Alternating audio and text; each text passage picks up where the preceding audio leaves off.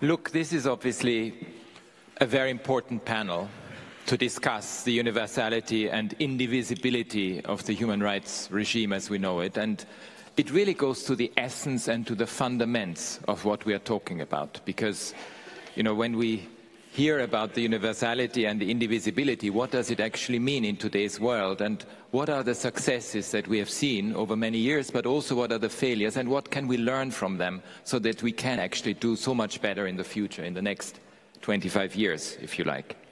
So I would like to start with Carmen Ramirez.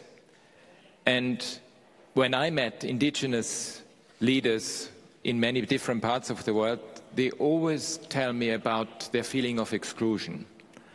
Y quiero continuar en español. Y para mí es importante de saber de usted qué significado tiene la universalidad de los derechos humanos para usted como líder indígena. Por favor. Aló. Bueno.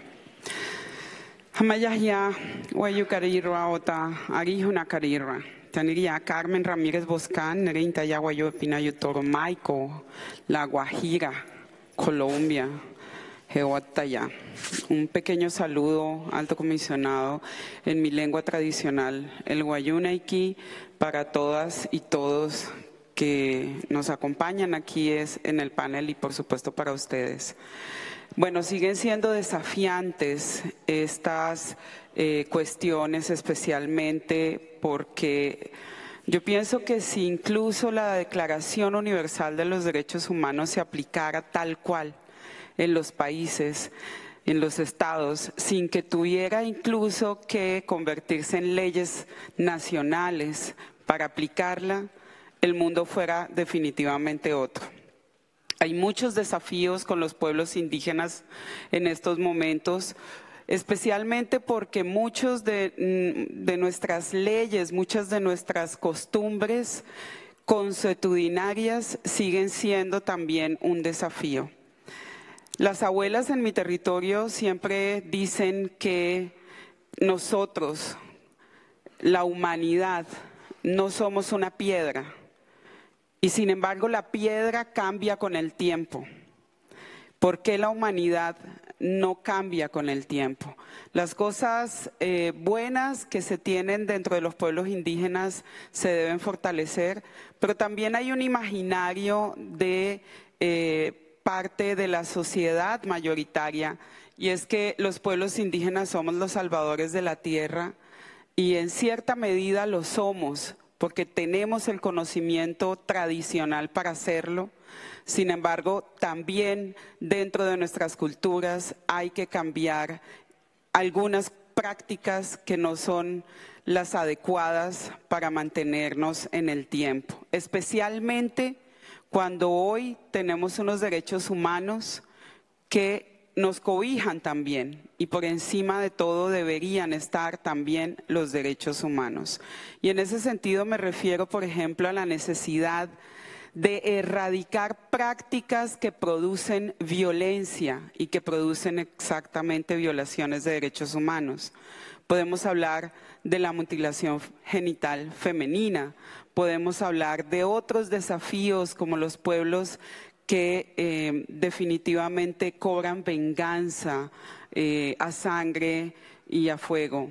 Y hoy tenemos la posibilidad de transformar esas realidades de acuerdo también a la declaración, sin que esto quiera decir, por supuesto, que la gran mayoría de los pueblos, la apuesta es proteger a Womainkat, como se le dice en mi lengua tradicional, a la madre tierra. Muchas gracias. Es interesante porque han hablado de esta dualidad de sistemas jurídicos y de qué manera le resuena la declaración, consciente también de los retos que puede plantear la dualidad de sistemas. Es justamente lo que planteaba, porque la ley consuetudinaria no es la ley universal. La declaración es universal y se supone que está por encima de los derechos y que es además válida para todos los seres humanos. Yo creo que hoy una de las realidades también que enfrentamos los pueblos indígenas es justamente poder combinar esa ley propia con el respeto por los derechos humanos.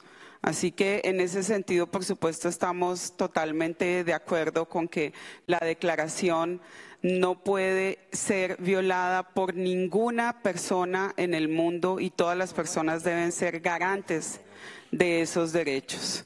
Y yo quisiera simplemente traer a colación el hecho de que hoy, en un mundo globalizado, en un mundo donde la gente pretende moverse libremente, también debe cobijar, por supuesto, a estas personas.